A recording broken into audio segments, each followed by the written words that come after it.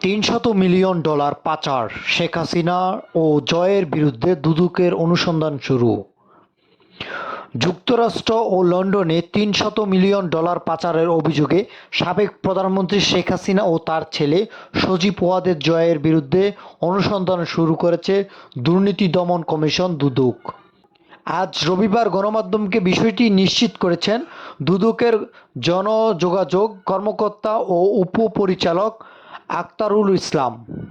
তিনি বলেন, ক্ষমতাচ্যুত প্রধানমন্ত্রী ও তার ছেলের বিরুদ্ধে বিদেশে টাকা পাচারের বিষয়ে অনুসন্ধান শুরু করা হয়েছে। এর আগে ৯ প্রকল্পে ৮০,০০০ কোটি টাকা অনিয়ম ও দুর্নীতির অভিযোগে সাবেক প্রধানমন্ত্রী শেখ হাসিনা ও তার বোন শেখ রেহেনা, ছেলে সজীব ওয়াজেদ জয় ও মেয়ে টিউলিপ সিদ্দিকের বিরুদ্ধে অনুসন্ধানের সিদ্ধান্ত নেয় দুর্নীতি দমন কমিশন দুদক। গত ১৭ ডিসেম্বর থেকে তাদের বিরুদ্ধে অনুসন্ধানের কাজ শুরু করা হয়। দুদক সূত্রে জানা গেছে, রংপুর পারমাণবিক বিদ্যুৎ প্রকল্প, বিশেষ আশ্রয়ন প্রকল্প, বেবজা সহ ৯টি প্রকল্পের এসব অনিয়ম দুর্নীতি হয়েছে।